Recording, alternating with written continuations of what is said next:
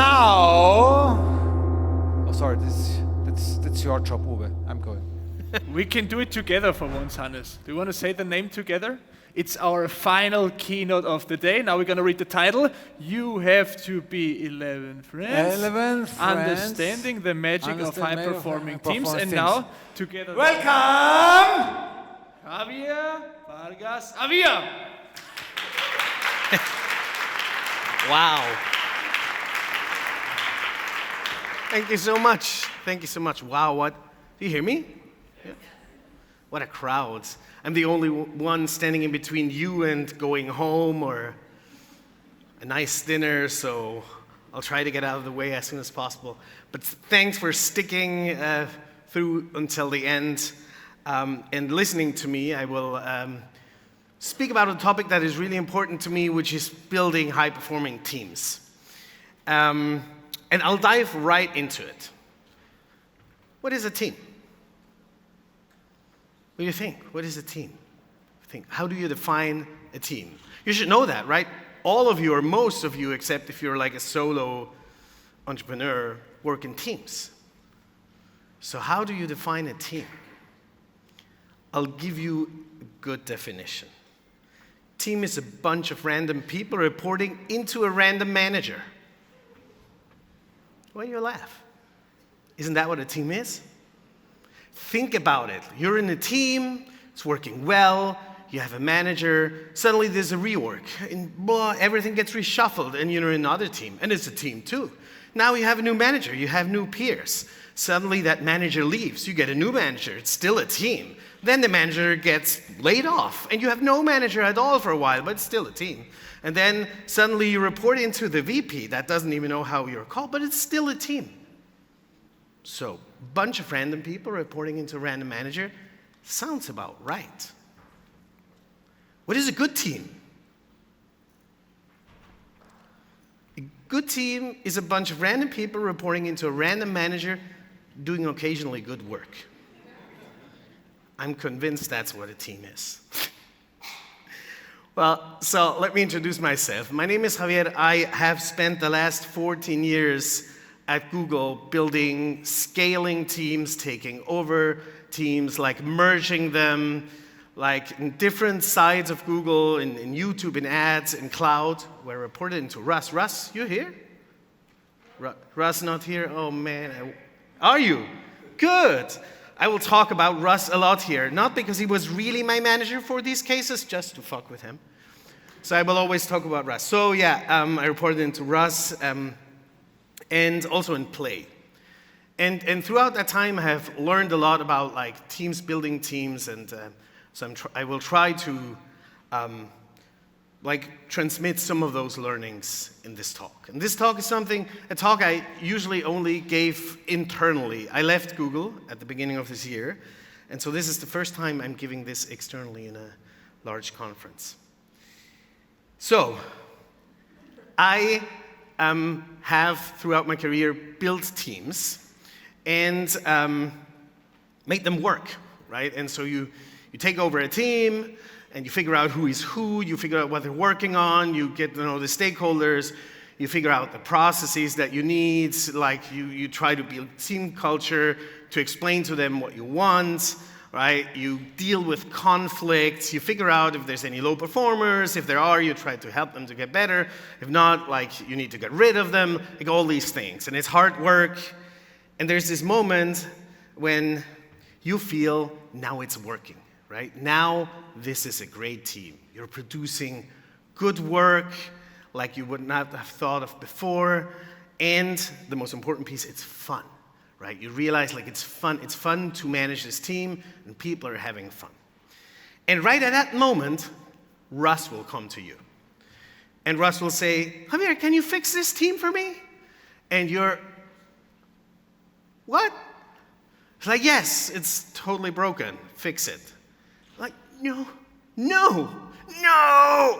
I just built this team, right? And it's working, so I use the metaphor of building a tree. I just planted this tree, and now it's having fruits. And now you don't let me take the fruits, you just want me to plant another tree. And Russ goes, yeah, that's what you're good at, right? That's what you need to do. And so you over and over again have to do that. And so I encountered myself in my career that I was often given kind of shit shows to deal with to improve them.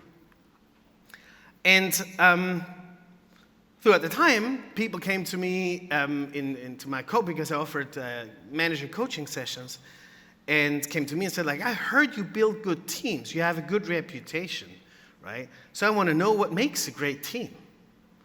And I would be in those sessions and go like, I don't know how to answer this question, right? Or they would come to me as like, tell me, like, I need to understand your magic. How do you build great teams? And I would stare at them and I would go like, I have no idea. I have no idea because I'm a researcher. I am a psychologist. I went to university, I studied psychology, and that's what I did. And then I did research. And then somebody asked me, do you want to manage a team? And I'm like, sure. So I did it. And so whatever I did in my career building teams was not really something I learned. I don't have a book for that. I can't tell you, like, here's the things that you need to do to build a great team. And I actually also think a lot of it was kind of instinct, or how Russ called it before in his talk, luck. It was just I kind of did things and they worked. But it was not really like thought through. It was just like it felt like the right things to do and it worked out. So, but because I was asked these questions over and over again, I feel like, okay, maybe I need to actually have a better answer for this. Like maybe I can understand what is a good team, and what do I do that my teams afterwards say, this is great. So I started looking for the magic of what makes actually a great team. And I want to have here some disclaimers. The first one, this is very unusual for a researcher. It's a sample of one. It's just my opinion. So if you disagree with any of this, totally fine. Not claiming it's generalizable, because it's just my experience, okay? And the second thing is, if you're not a manager, don't freak out, because this is not only for managers, because you know how many teams there are out there that have a fantastic manager and crappy team members? 0, right? There's no good team that looks like that. A team is everyone, manager and everyone in the team, that need to work together really well for it to be a great team.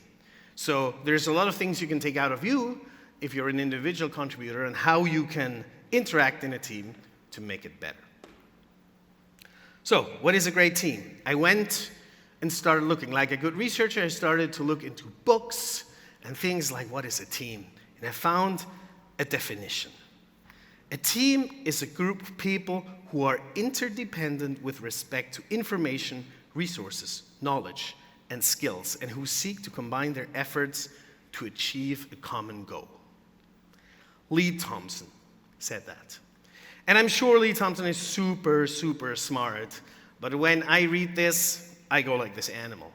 Like, this is so boring and does so not capture any of what I think a good team is. Like, this is just, I can't go to my team and go like, I want us to become a group of people who are interdependent with respect to information, resources, knowledge, and skills, and who seek to combine their efforts to achieve a common goal. Like, how do you motivate your team to be a good team with that? So that didn't work for me at all. I need to have a better definition of a team.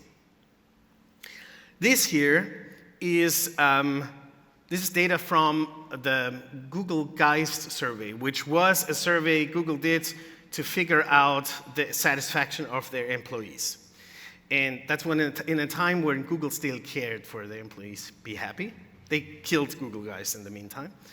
And you see here, these blue bubbles is how my team compared here to all of Google, to the PA, and to the SVP. And blue means that they're better. So you see that in pretty much all the dimensions except the last one, which is well-being, my team was like significantly ahead of pretty much everything. So this is a happy team. This is a team that likes to be in a team, right? And so it cannot combine that with the definition of Thompson of what a team is, right? So I need to have something that describes what a good team is, that describes that magic. So I continued searching. And I continued searching for magical team moments, like moments that, like not from my team, but like in general, where you can go like, oh, this is a really fantastic team. So I'll start with one example. Are there any Greeks here in the room? No one from Greece? What a bummer. Almost, yes. What is this? If Greeks would be here, they would be recognizing it, right? This is the football team from Greece, men, in 2004. In 2004, Greece won the European Championship of men's football. And that was absolutely unexpected on all dimensions. Greece had only qualified twice for such a big tournament, and they had always failed in the group stage without winning a single match, right? And these are Greece's results. You see, like in the group phase here, that's the first three.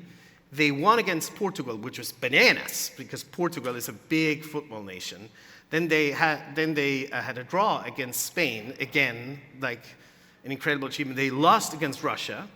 And then the next three games, they all won 1-0 against France, also a big football nation, the Czech Republic, and again Portugal. They won against Portugal twice. That was unbelievable. As a team, like as an accomplishment, something that no one would have betted on. How did they do that, right? It was basically, you saw it in the group phase, they had a 1-0 win every time. They basically only defended. All 11 players defending their goal. It was not nice to watch, I can tell you. They would just defend one goal for the other, like an absolute team effort, right? If someone failed, someone else was there, and at the end, the goalkeeper, incredible. And at one moment in the game, they would have the opportunity to play a corner, and they scored one goal. That was it. They won. They won the championship.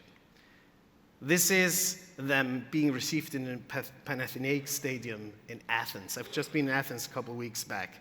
Unbelievable. You speak with people, with Greeks about that, they get teary eyes 20 years later, right? The joy that brought to people, right? What a team effort, right? This definition, how can you describe this with this definition? Doesn't work for me. That's when teams are magic, right? I want these kind of teams if I have a team. Like I want this kind of special moment to happen. Here's another example, again from football. And I need to give you some context before I play the video. So this is a game from Basel, where I'm from, against Nancy. There was a European Championship or something. And it's like 2-2. And if Basel loses that game, they're out, right? And it's 10 minutes before the end of the game. And Nancy, the striker goes into the penalty area, and the goalkeeper from Basel tries to take the ball, but misses and commits a foul. So it's a red card against the goalkeeper. Costanzo was his name. And he gets expulsed. But Basel had already exchanged everyone they could, so they couldn't put another goalkeeper in. So Costanzo had to make the striker, Petric, which is one on the right-hand side, try to keep the penalty. If this penalty goes in, Basel is out, right? And what you will see now is the scene. Some of it is sped up. That happened before this penalty is shot. You see here, Costanzo, I took away the sound. So Costanzo speaks with Petric. You see how he speaks. He gives him his gloves, right? And he speaks with him all the time, right? He gives him a pat on the head. He takes his shirt, gives his shirt to him, and he continues speaking. I will tell you what he was telling him, because afterwards he told it. So he goes away, comes back, and tells him something. Look at, Petric was very young there, about 20 or something. And he comes back, tells him again something, and walks away.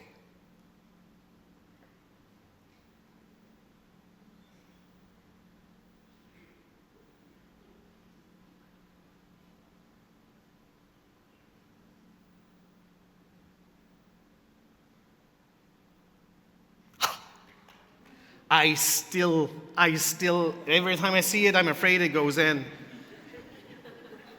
So he's able to hold it. How is that possible? What happens? So Costanza goes to him, gives him his gloves, gives him his shirt, and tells him, you pick one side and you jump. Don't look at the ball. Pick one side and jump. And you will get it. And I tell you why. Because you are now me. He goes away, he goes back, and he tells him, you are now Costanzo. And he goes, yeah. And then he keeps it. Like, isn't that magic? Like, how is that possible, right? That is true teamwork. And again, that doesn't work for me with this definition. Now let's move to away from sports. I mean, sports is really a good place to search for these moments. Let's go to work. What is this picture? When I joined Cloud, which this time it's actually true, Russ was my manager. When I joined Cloud, Russ tasked me with building a quantitative UX research team. And so there were some people there already, and I hired new ones, people that were already in my team before, but also new people from outside of Google or from inside of Google. And so it was like about 15 people, and we were just getting together. And I told Russ, we need to do a summit where we all come together and we get to know each other and we figure out our mission and everything. So Russ goes like, yeah. I'm like, I want to go to Milan. And Russ goes, yeah. It was amazing. Thank you, Russ. So we all fly to Milan. And I had thought about this exercise, which I didn't come up with that. It's like an exercise. Maybe some of you know it. It's an exercise to figure out how we communicate. And it's a game. So you have, the thing is, everyone is on an island and the storm is coming. And you need to build a tent where everybody fits below the tent in 20 minutes. And the tent, you need to build it with newspapers and some tape. That's all you have. You have 20 minutes to prepare for that task, so you can speak with each other and figure out how do we build that tent. And then you have 20 minutes to build it, but you're not allowed to speak. And the idea of this exercise is that communication breaks, right? So you agree how you communicate before, but while you are doing it, you can no longer speak with each other and communication breaks down. You fail with this task because the entire exercise is built for them to fail, right? It is almost impossible to build that tent in that time without communicating. And so the entire exercise is built around that. So the debrief is about why did it fail, where did it break down, and everything, right? And so HR prepared me for that, gave me the task, explained to me how to do the debrief and everything. And we did it. And this is the tent. They pulled it off, right? They built the tent in 20 minutes. And when that happened, I was standing in front of them and I felt like, fuck. I don't know what to do now. I don't know how to debrief. Like, I prepared for the failure, but they succeeded, right? And in that moment, I said, I don't know what to do now, because you were not supposed to pull it off, right? I don't know how to debrief, because I'm only prepared to debrief. And they obviously had a big laugh, but at the same time, they looked at each other, and they realized together we can pull off anything. Right? That moment stayed with them forever. And that team no longer exists, right? And they still speak about this, right? The moment when they made their new manager feel embarrassed because didn't know what to do, and when they realized together, if we pull together, we can do anything, right? That moment, like, helped us to be, like, that's the best team I've ever managed, right? Because we could do anything together. Right? These kind of magical moments are important if you want to build a good team. So again, definition doesn't work for me for that. So, what is a team? This is my first version of a definition of what a team is. A team is a group of people who collectively achieve more than each individual by themselves. If you're not able to say that as your team, it's not a team. It's a group of random people reporting into a random manager. Right? Which I claim most teams are. But if you, as a team, you can do things that people by themselves couldn't do, Then you start deserving the name. So now I want you to take 2 minutes to think about a magical team moment you had. Can be at work, can also be outside of work, can be in sports, hobbies, whatever you want. Did you ever experience such a magical team moment? And how did it make you feel? What impact did it have on your life? Take 2 minutes, then share it with a person next to you. Just a quick glimpse into your past, into your magical moment. Okay? And if afterwards somebody feels like sharing here, please do. I know it's a big group, so if you don't want to share, it's fine too. All right, go ahead.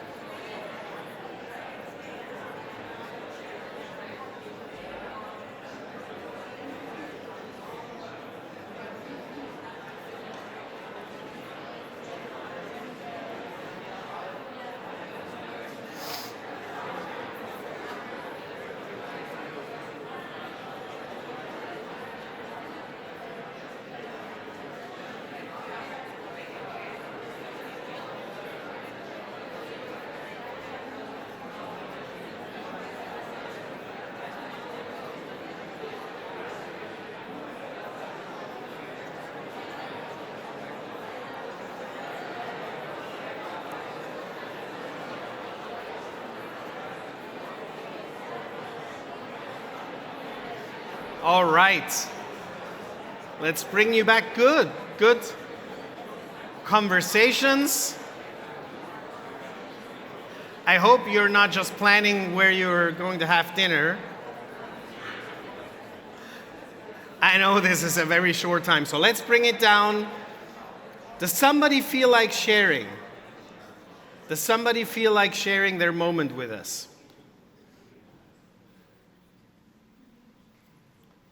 No? Yes? Do we have a microphone?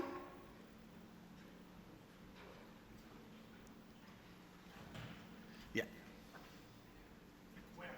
Here.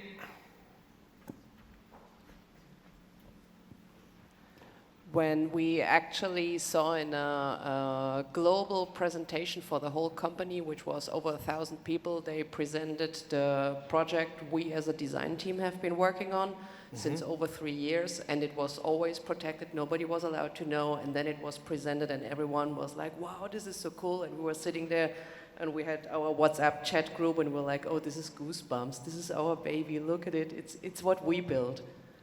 And that is something that lasted on afterwards, like that pride. Yeah, we still achieved remember that moment. Nice. Thank you. Thank you for sharing. All right. Yes, applause. Thanks. In front of such a big group. So, I went and spoke with a lot of people from my previous teams, but also in the company. I said, like, okay, like, what are the things that you think made this team special? Like, what are the things you think I did to contribute to this? Because as I mentioned to you before, a lot of things I did was by instinct. It was not really that I had a plan, right? I was just doing.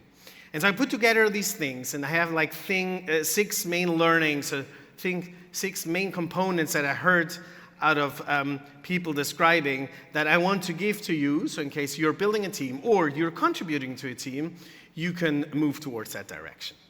The first one, and this, I'm very sure that's not something you have heard many times, is psychological safety.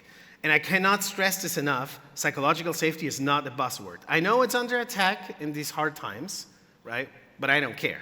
Psychological safety is the most important factor that leads to teams being good. Psychological safety means people feel safe in this team to take risks, to make mistakes, to not be being pointed at, right? To be themselves, to share like who they are and how they think, like bring their full self to that team.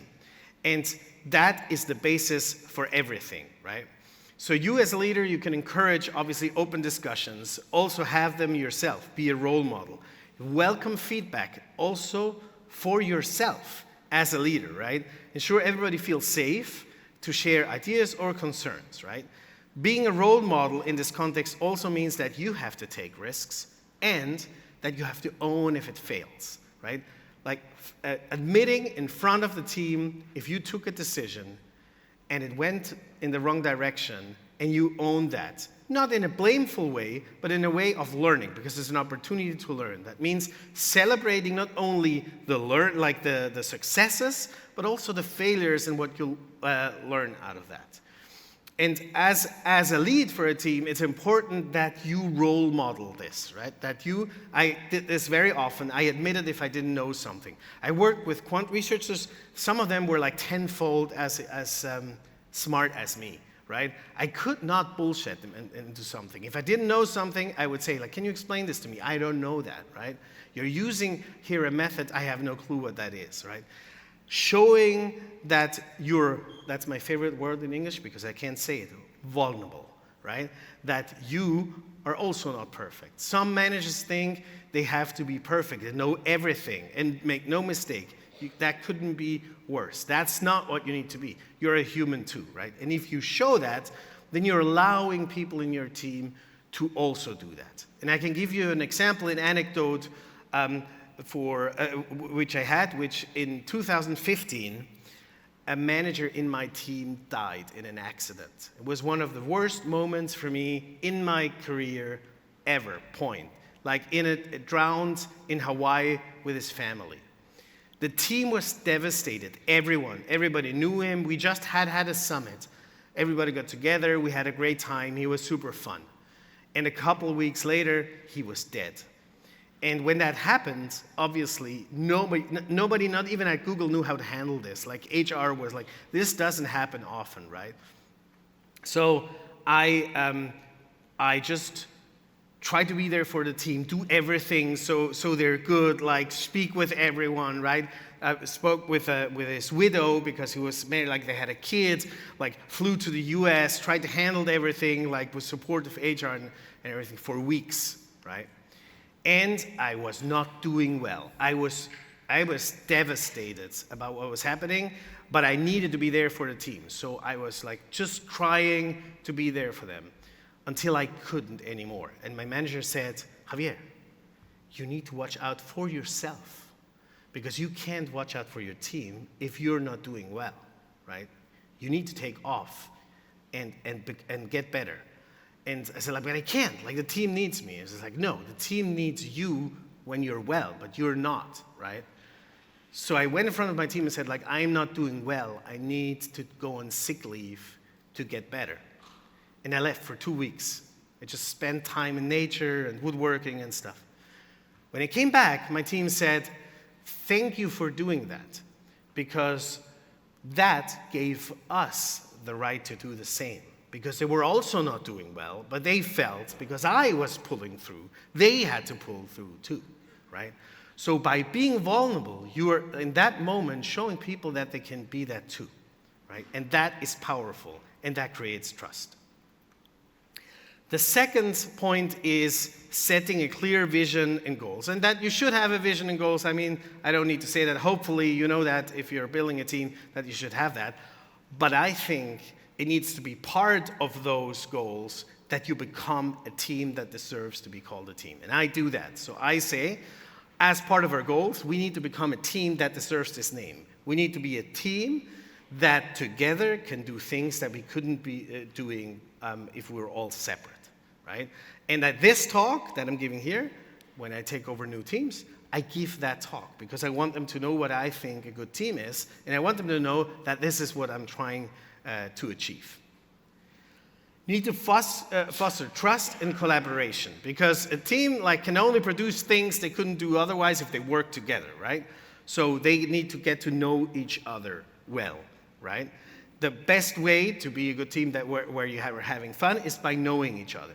So creating opportunities for non-work interactions, because that is when the fun really happens. Like for instance, we were always distributed, we always had a team chat, and the team chat was on purpose, not work only. Sometimes people would go like, should we split and have a chat for fun, a chat for work? I was like, no, because work is fun and fun is work. Right? So anyone can post anything in this chat they want, like if they would sit right next to each other. So we had discussions if pineapple goes on pizza. And if you are not sure, there's only one right answer to this question, and it's no.